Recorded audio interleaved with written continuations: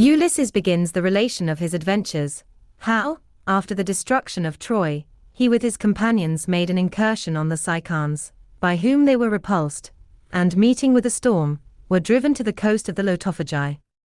From there they sailed to the land of the Cyclops, whose manners and situation are particularly characterized. The giant Polyphemus and his cave described, the usage Ulysses and his companions met with there, and lastly, the method and artifice by which he escaped. Then thus Ulysses, thou whom first in sway, as first in virtue, these thy realms obey, how sweet the products of a peaceful reign. The heaven-taught poet and enchanting strain, the well-filled palace, the perpetual feast, a land rejoicing, and a people bless. How goodly seems it ever to employ man's social days in union and in joy, the plenteous hoard high heaped with cates divine, and o'er the foaming bowl the laughing wine. Amid these joys, why seals thy mind to know the unhappy series of a wanderer's woe? Remembrance sad, whose image to review, alas, I must open all my wounds anew. And oh, what first, what last shall I relate, of woes unnumbered sent by heaven and fate? Know first the man, though now a wretch distressed, who hopes thee, monarch, for his future guest. Behold Ulysses. No ignoble name, earth sounds my wisdom and high heaven my fame. My native soil is Ithaca the fair, where high Neritus waves his woods in air, Dulichium, same and Zacynthus crowned with shady mountains spread their isles around. These to the north and night's dark regions run, those to Aurora and the rising sun. Low lies our isle, yet blessed in fruitful stores, strong are her sons, though rocky are her shores, and none no lovely to my sight, of all the lands that heaven o'er spreads with light. In vain Calypso long constrained my stay, with sweet, reluctant, amorous delay, with all her charms as vainly Circe strove, and added magic to secure my love. In pomps or joys, the palace or the grot, my country's image never was forgot, my absent parents rose before my sight, and distant lay contentment and delight. Here, then, the woes which mighty Jove ordained to wait my passage from the Trojan land. The winds from Ilion to the Cicons' shore, beneath cold Ismarus our vessels bore. We boldly landed on the hostile place, and sacked the city, and destroyed the race, their wives made captive, their possessions shared, and every soldier found a like reward. I then advised to fly, not so the rest, who stayed to revel, and prolong the feast. The fatted sheep and sable bulls they slay, and bowls flow round, and riot wastes the day. Meantime the Cicons, to their holes retired, call on the Cicons, with new fury fired, with early morn the gathered country swarms, and all the continent is bright with arms. Thick as the budding leaves, or rising flowers o'erspread the land, when spring descends in showers. All expert soldiers, skilled on foot to dare, or from the bounding courser urge the war. Now fortune changes, so the fates ordain, our hour was come to taste our share of pain. Close at the ships the bloody fight began, wounded they wound, and man expires on man. Long as the morning sun increasing bright o'er heaven's pure azure spreads the glowing light, promiscuous death the form of war confounds, each adverse battle gored with equal wounds, but when his evening wheels o'erhung the main, then conquest crowned the fierce Ciconian train. 6 brave companions from each ship we lost, the rest escape in haste, and quit the coast, with sails outspread we fly the unequal strife, sad for their loss, but joyful of our life. Yet as we fled, our fellows' rights we paid, and thrice we called on each unhappy shade. Meanwhile the god, whose hand the thunder forms, drives clouds on clouds, and blackens heaven with storms, wide o'er the waste the rage of Boreas sweeps, and night rushed headlong on the shaded deeps. Now here, now there, the giddy ships are borne, and all the rattling shrouds in fragments torn. We furled the sail, we plied the laboring oar, took down our masts, and rowed our ships to shore. 2 tedious days and 2 long nights we lay, o'er-watched and battered in the naked bay. But the 3rd morning when Aurora brings, we rear the masts, we spread the canvas wings, refreshed and careless on the deck reclined, we sit, and trust the pilot and the wind. Then to my native country had I sailed, but, the cape doubled, adverse winds prevailed. Strong was the tide, which by the northern blast impelled our vessels on Cythera cast. 9 days our fleet the uncertain tempest bore far in wide ocean, and from sight of shore. The 10th we touched, by various errors tossed, the land of lotus and the flowery coast. We climbed the beach, and springs of water found, then spread our hasty banquet on the ground. 3 men were sent, deputed from the crew, a herald one, the dubious coast to view, and learn what habitants possessed the place. They went, and found a hospitable race, not prone to ill, nor strange to foreign guest. They eat, they drink, and nature gives the feast the trees around them all their food produce. Lotus the name, divine, nectarous juice. Thence called low Arphagai, which whose tastes, insatiate riots in the sweet repasts, nor other home, nor other care intends, but quits his house, his country, and his friends. The 3 we sent, from off the enchanting ground we dragged reluctant, and by force we bound. The rest in haste forsook the pleasing shore, or, the charm tasted, had returned no more. Now placed in order on their banks, they sweep the sea's smooth face, and cleave the hoary deep. With heavy hearts we labor through the tide, to coasts unknown, and oceans yet untried. The land of Cyclops first, a savage kind, nor tamed by manners, nor by laws confined, untaught to plant, to turn the glebe, and sow, they all their products to free nature owe. The soil, untilled, a ready harvest yields, with wheat and barley wave the golden fields. Spontaneous wines from weighty clusters pour, and Jove descends in each prolific shower. By these no statues and no rights are known, no council held, no monarch fills the throne, but high on hills, or airy cliffs, they dwell, or deep in caves whose entrance leads to hell. Each rules his race, his neighbor not his care, heedless of others, to his own severe. Opposed to the Cyclopean coast, there lay an isle, whose hill their subject fields survey, its name Lycia, crowned with many a grove, where savage goats through pathless thickets rove. No needy mortals here, with hunger bold, or wretched hunters through the wintry cold pursue their flight, but leave them safe to bound from hill to hill, or all the desert ground. Nor knows the soil to feed the fleecy care, or feels the labors of the crooked share, but uninhabited, untilled, unsown, it lies, and breeds the bleating goat alone. For there no vessel with vermilion prow, or bark of traffic, glides from shore to shore.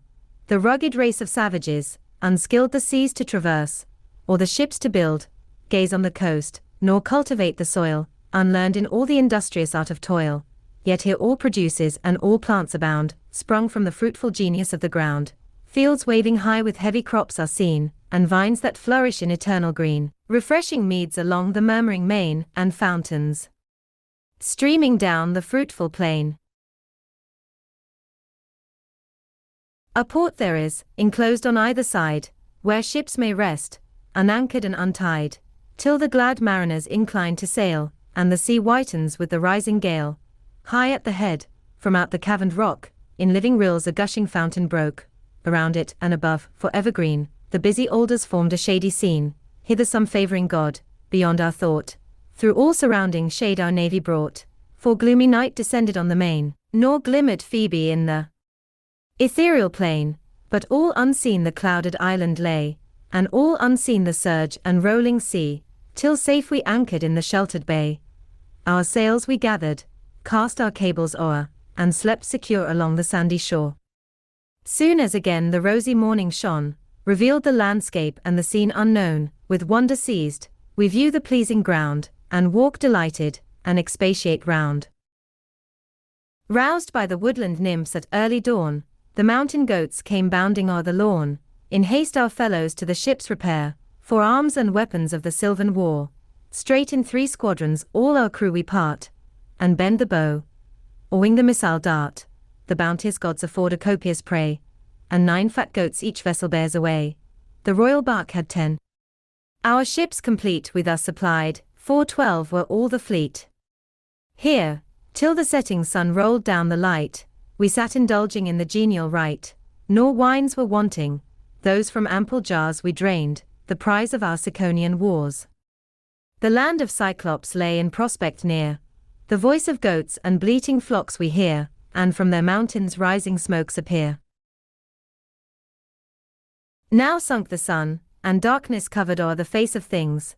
Along the sea-beat shore satiate we slept, but, when the sacred dawn arising glittered o'er the dewy lawn, I called my fellows, and these words addressed: my dear associates, here indulge your rest, while, with my single ship, adventurous, I go forth, the manners of you men to try, whether a race unjust, of barbarous might, rude and unconscious of a stranger's right, or such who harbor pity in their breast, revere the gods, and succor the distressed. This said, I climbed my vessel's lofty side, my train obeyed me, and the ship untied. In order seated on their banks, they sweep Neptune's smooth face, and cleave the yielding deep. When to the nearest verge of land we drew, fast by the sea a lonely cave we view, high, and with darkening laurels covered o'er, where sheep and goats lay slumbering round the shore. Near this, a fence of marble from the rock, brown with o'er-aching pine and spreading oak. A giant shepherd here his flock maintains far from the rest, and solitary reigns, in shelter thick of horrid shade reclined, and gloomy mischiefs labor in his mind. A form enormous, far unlike the race of human birth, in stature, or in face, as some lone mountain's monstrous growth he stood, crowned with rough thickets, and a nodding wood. I left my vessel at the point of land, and close to guard it, gave our crew command, with only 12, the boldest and the best, I seek the adventure, and forsake the rest. Then took a goatskin filled with precious wine, the gift of Maron of Evantheus line, the priest of Phoebus at the Ismarian shrine. In sacred shade his honored mansion stood amidst Apollo's consecrated wood, him, and his house, heaven moved my mind to save, and costly presents in return he gave, 7 golden talents to perfection wrought, a silver bowl that held a copious draught, and 12 large vessels of unmingled wine, mellifluous, undecaying, and divine. Which now, some ages from his race concealed, the hoary sire in gratitude revealed. Such was the wine, to quench whose fervent steam scarce 20 measures from the living stream to cool 1 cup sufficed. The goblet crowned breathed aromatic fragrances around. Of this an ample vase we heaved aboard, and brought another with provisions stored. My soul foreboded I should find the bower of some fell monster, fierce with barbarous power, some rustic wretch, who lived in heaven's despite, contemning laws, and trampling on the right. The cave we found, but vacant all within, his flock the giant tended on the green, but round the grot we gaze, and all we view, in order ranged our admiration drew, the bending shelves with loads of cheeses pressed, the folded flocks each separate from the rest, the larger here, and there the lesser lambs, the new-fallen young here bleating for their dams. The kid distinguished from the lambkin lies, the cavern echoes with responsive cries. Capacious chargers all around were laid, full pails, and vessels of the milking trade. With fresh provisions hence our fleet to store my friends advise me, and to quit the shore. Or drive a flock of sheep and goats away, consult our safety, and put off to sea. Their wholesome counsel rashly I declined, curious to view the man of monstrous kind, and try what social rights a savage lends, dire rights, alas, and fatal to my friends. Then first a fire we kindle, and prepare for his return with sacrifice and prayer. The loaden shelves afford us full repast, we sit expecting. Lo! He comes at last, near half a forest on his back he bore, and cast the ponderous burden at the door. It thundered as it fell. We trembled then, and sought the deep recesses of the den. New driven before him through the arching rock, came tumbling, heaps on heaps, the unnumbered flock. Big-uddered ewes, and goats of female kind, the males were penned in outward courts behind. Then, heaved on high, a rock's enormous weight to the cave's mouth he rolled, and closed the gate. Scarce 24-wheeled cars, compact and strong, the massy load could bear, or roll along. He next betakes him to his evening cares, and sitting down, to milk his flocks prepares. Of half their udders eases first the dams, then to the mother's teat submits the lambs. Half the white stream to hardening cheese be pressed, and high in wicker baskets heaped. The rest, reserved in bowls, supplied his nightly feast. His labor done, he fired the pile, that gave a sudden blaze, and lighted all the cave.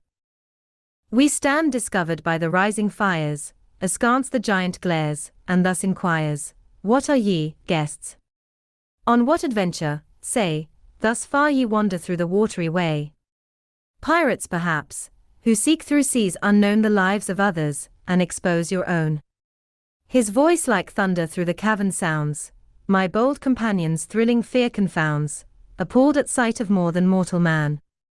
At length, with heart recovered, I began, from Troy's famed fields, sad wanderers o'er the main, behold the relics of the Grecian train, through various seas, by various perils tossed, and forced by storms, unwilling on your coast, far from our destined course and native land, such was our fate, and such high Jove's command.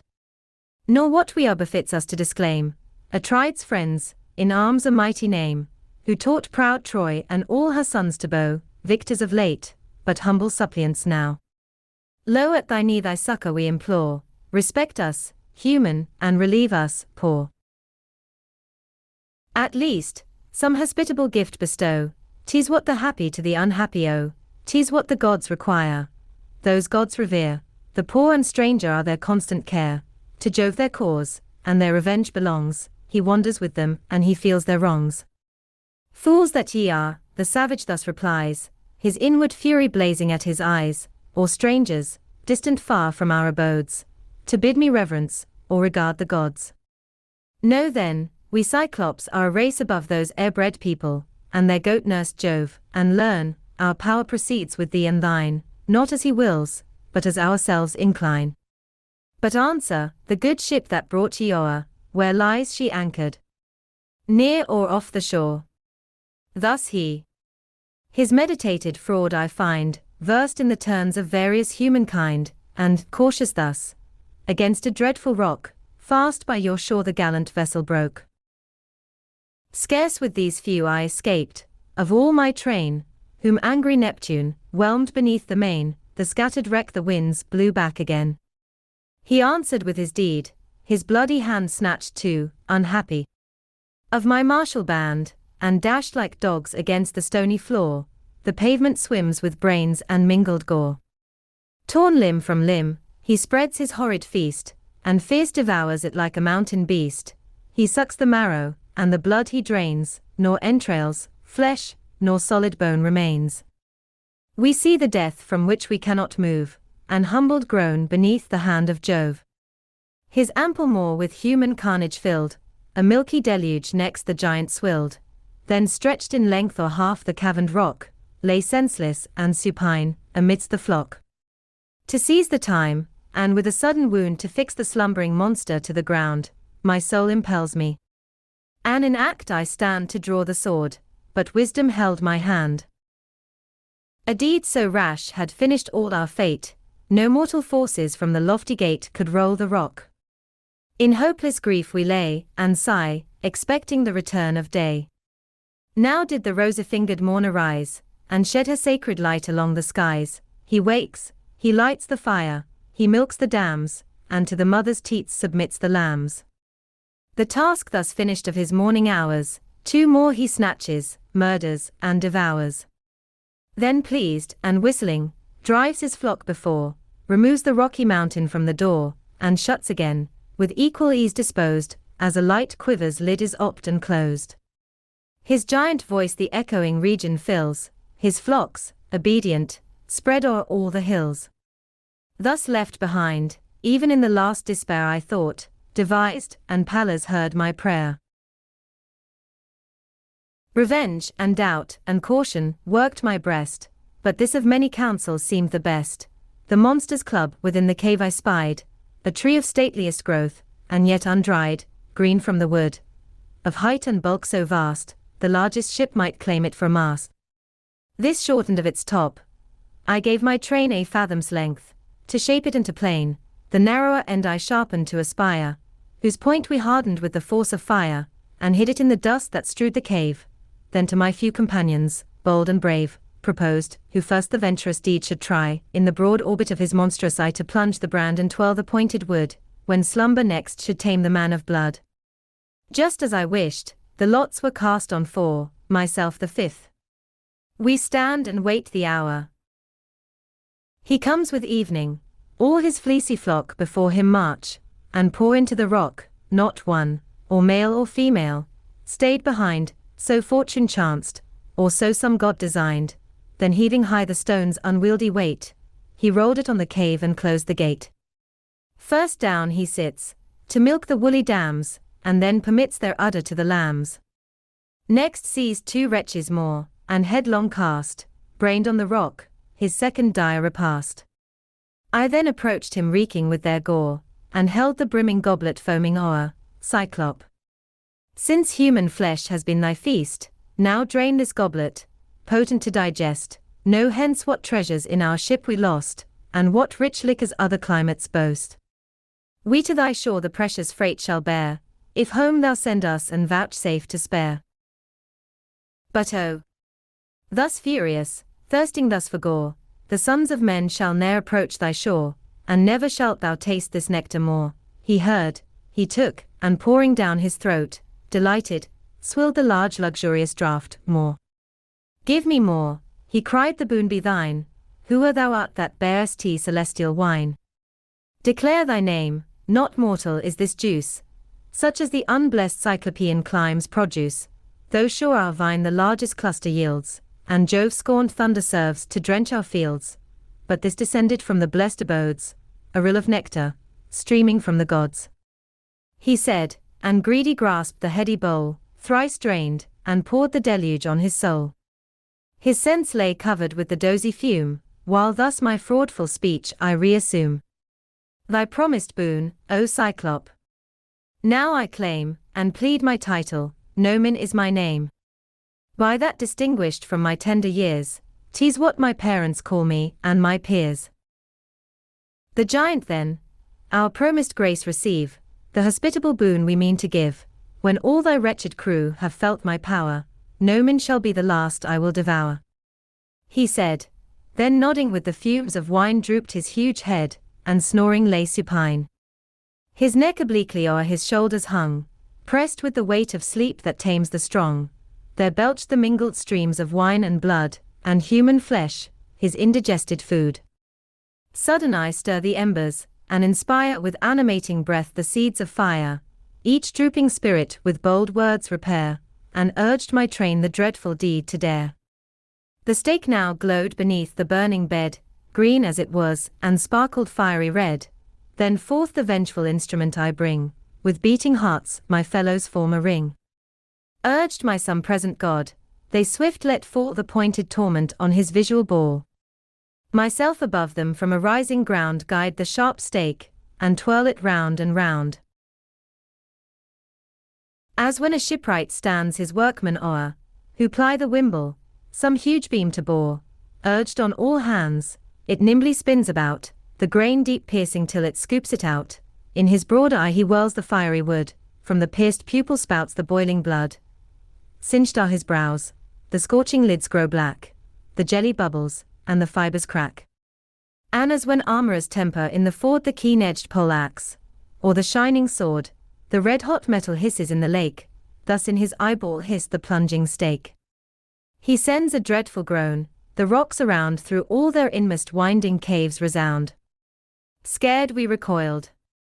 Forth with frantic hand, he tore and dashed on earth and gory brand, then caused the Cyclops, all that round him dwell, with voice like thunder, and a direful yell. From all their dens the one-eyed race repair, from rifted rocks, and mountains bleak in air. All haste assembled, at his well-known roar, inquire the cause, and crowd the cavern door. What hurts thee, Polypheme? What strange affright thus breaks our slumbers, and disturbs the night? Does any mortal, in the unguarded hour of sleep, oppress thee, or by fraud or power? Or thieves insidious thy fair flock surprise? Thus they, the Cyclop from his den replies, friends, Nomen kills me, Nomen in the hour of sleep, oppresses me with fraudful power. If no man hurt thee, but the hand divine inflict disease, it fits thee to resign, to Jove or to thy father Neptune pray. The brethren cried, and instant strode away. Joy touched my secret soul and conscious heart, pleased with the effect of conduct and of art. Meantime the Cyclop, raging with his wound, spreads his wide arms, and searches round and round. At last, the stone removing from the gate, with hands extended in the midst he sate, and searched each passing sheep, and fell it o'er. Secure to seize us ere we reached the door, such as his shallow wit he deemed was mine, but secret I revolved the deep design. 'Twas for our lives my labouring bosom wrought, each scheme I turned, and sharpened every thought, this way and that I cast to save my friends, till one resolve my varying counsel ends. Strong were the rams, with native purple fair, well fed, and largest of the fleecy care. These, 3 and 3, with osier bands we tied, the twining bands the Cyclops' bed supplied. The midmost bore a man, the outward 2 secured each side. So bound we all the crew, one ram remained, the leader of the flock.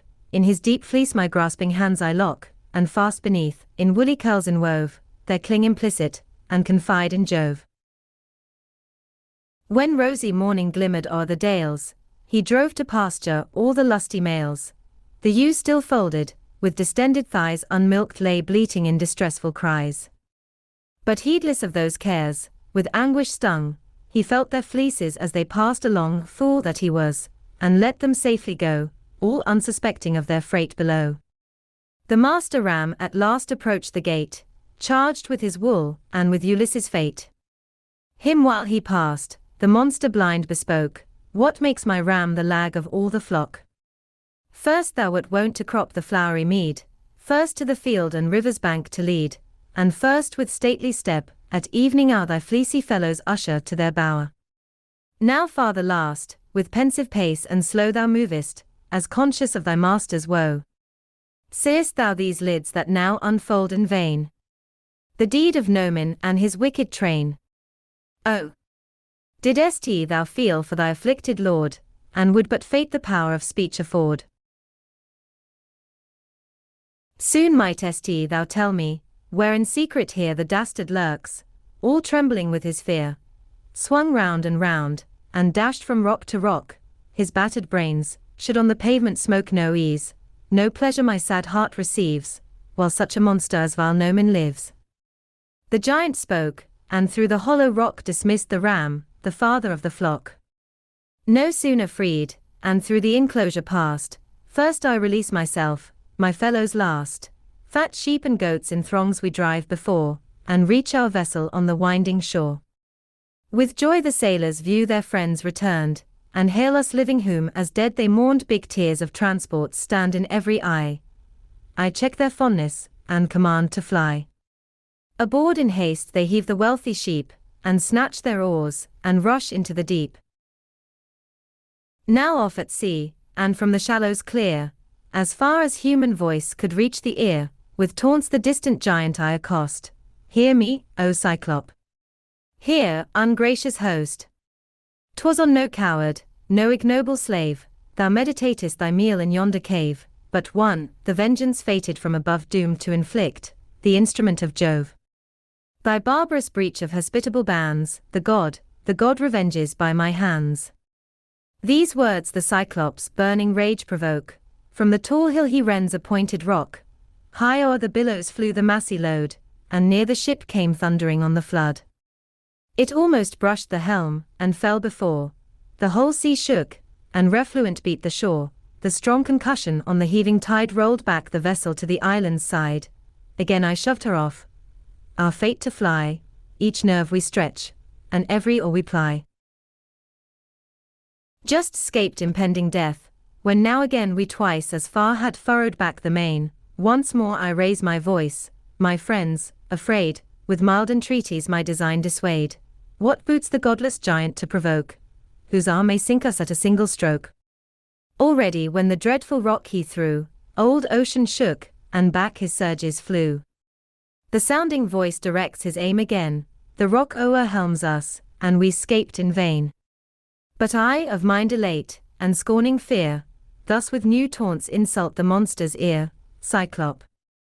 If any, pitying thy disgrace, ask, who disfigured thus that eyeless face? Say 'twas Ulysses, 'twas his deed declare, Laert's son, of Ithaca the fair. Ulysses, far in fighting fields renowned, before whose arm Troy tumbled to the ground. The astonished savage with a roar replies, O heavens! O faith of ancient prophesies! This, Telemus Eurymedes foretold, the mighty seer who on these hills grew old, skilled the dark fates of mortals to declare, and learned in all winged omens of the air, long since he menaced, such was fate's command, and named Ulysses as the destined hand. I deemed some godlike giant to behold, or lofty hero, haughty, brave, and bold, not this weak pygmy wretch, of mean design, who, not by strength subdued me, but by wine. But come, accept our gifts, and join to pray great Neptune's blessing on the watery way, for his I am, and I the lineage own, the immortal father no less boasts the son. His power can heal me, and relight my eye, and only his, of all the gods on high. Oh! Could this arm, I thus aloud rejoined, from that vast bulk dislodge thy bloody mind, and send thee howling to the realms of night. As sure as Neptune cannot give thee sight. Thus while raging he repeats his cries, with hands uplifted to the starry skies. Hear me, O Neptune, thou whose arms are hurled from shore to shore, and gird the solid world, if thine I am, nor thou my birth disown, and if the unhappy Cyclop be thy son, let not Ulysses breathe his native air, let son of Ithaca the fair. If to review his country be his fate, be it through toils and sufferings long and late, his lost companions let him first deplore. Some vessel, not his own, transport him o'er, and when at home from foreign sufferings freed, more near and deep, domestic woes succeed. With imprecations thus he filled the air, and angry Neptune heard the unrighteous prayer. A larger rock than heaving from the plain, he whirled it round, it sung across the main, it fell and brushed the stern, the billows roar, shake at the weight, and refluent beat the shore. With all our force we kept aloof to sea, and gained the island where our vessels lay. Our sight the whole collected navy cheered, who, waiting long, by turns had hoped and feared. There disembarking on the green seaside, we land our cattle, and the spoil divide. Of these due shares to every sailor fall, the master ram was voted mine by all, and him the guardian of Ulysses' fate, with pious mind to heaven I consecrate. But the great God, whose thunder rends the skies, averse, beholds the smoking sacrifice, and sees me wandering still from coast to coast, and all my vessels, all my people, loss. While thoughtless we indulge the genial rite, as plenteous cates and flowing bowls invite, till evening Phoebus rolled away the light, stretched on the shore in careless ease we rest, till ruddy morning purpled o'er the east. Then from their anchors all our ships unbind and mount the decks, and call the willing wind. Now, ranged in order on our banks we sweep, with hasty strokes the hoarse resounding deep, blind to the future, pensive with our fears, glad for the living, for the dead in tears.